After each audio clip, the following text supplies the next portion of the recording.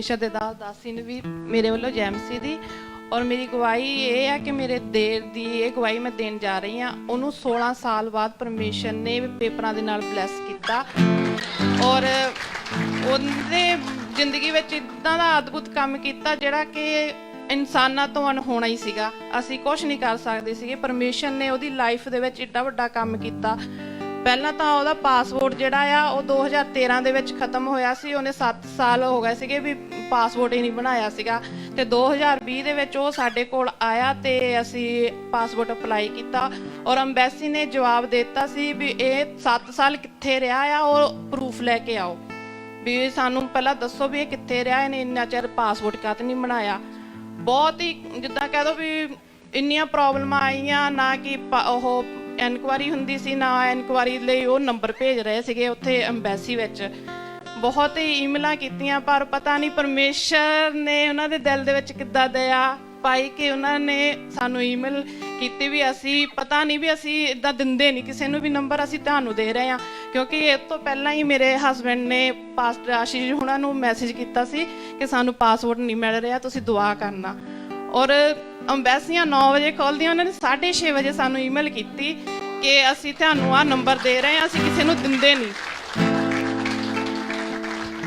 असी इदा किसी नू नंबर दिंदे नहीं आ, असी तुहानू दे रहे हैं ते तुसी इनकुआरी करवाओ। और उस तो बाद उन्होंने 2020 दे विच असी कीता सी ते जनवरी दे विच 2022 दे विच उन्होंने हुण पासपोर्ट मिलिया।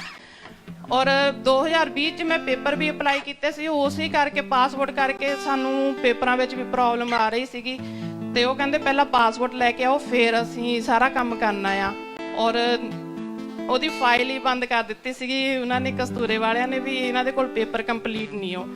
चलो असी दुआ करते सी और मैं ऐतवारी इत्थे चर्च दे विच आई और मैं गोडे ला के रो रो के प्रार्थना करती सी कि परमेश्वर उहदे पेपरां ते तेरा फेवर होवे भी परमेश्वर। असी सारे पेपरां वाले आ, वो पेपरां तो बिना आ क्योंकि 17 साल थोड़े नहीं हुंदे हैगे। ਉਹਦੇ पिछों डैडी जी हुणां दी डैथ हो गई, उत्थे भी नहीं जा सकिया क्योंकि पेपर है नहीं सीगे। परमेश्वर ने ਉਹਦੇ ਤੇ दया ਕੀਤੀ कि ਉਹਦੇ पेपर बन गए।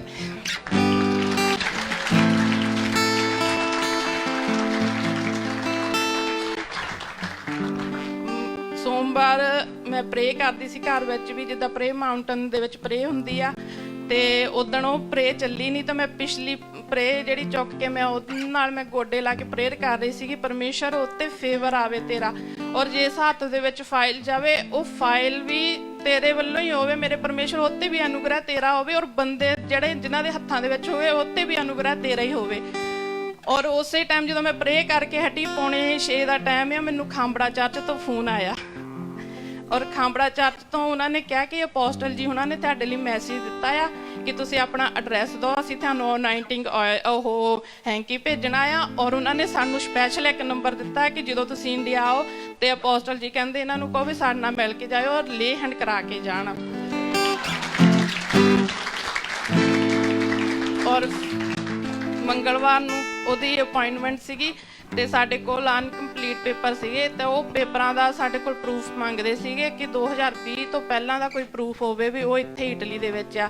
ਸਾਡੇ ਕੋਲ ਉਹ ਪ੍ਰੂਫ ਨਹੀਂ ਸੀਗੇ ਤੇ ਮੈਂ ਏਜੰਸੀਆਂ ਤੋਂ ਪੁੱਛਿਆ, ਉਹ ਵਕੀਲਾਂ 2 ਵਕੀਲਾਂ ਤੋਂ ਪੁੱਛਿਆ, ਉਹਨਾਂ ਨੇ ਸਾਫ਼ ਜਵਾਬ ਦੇ ਦਿੱਤਾ, ਕਹਿੰਦੇ ਪੇਪਰ ਬਣਨੇ ਹੀ ਨਹੀਂ ਕਿਉਂਕਿ ਤੁਹਾਡੇ ਕੋਲ ਕੋਈ ਪ੍ਰੂਫ ਹੈ ਨਹੀਂ। ਉਹ ਤੇ मैं क्या तुसीं ईमेल तो करो, कहते 500 यूरो लगूगा पर असी कोई गारंटी नहीं लेंदे। मैं क्या मैं 500 यूरो भी नहीं देना, भी मैं ईमेल भी मैं आप ही करूँगी, परमेश्वर की दया दे नाल पेपर भी बनणगे। और मैं रात नूं 10:30 बजे घर आके ईमेल आप खुद की सारे पेपर भेजे तो उन्हों का ਉਹ मैसेज आया, वो कहते भी तुसीं इन्नी तरीक नूं 15 मार्च नूं अपने पेपर सारे लैके इत्थे आ जाओ। मैं फिर दुआ की और जिहड़ा पास्टर जी ने ऑयल दिता सी सानू वो ऑयल मैं नाल लैके गई और फाइल ते लाया। मैं यही कहा कि परमेश्वर तेरा फेवर इत्ते आ। ते उन्होंने फाइल देखी, उन्होंने कुछ नहीं कहा, उन्होंने कहा अपनी किट जमा कराओ और तुसीं अपने पेपर रेडी करवाओ सारे। तो और परमेश्वर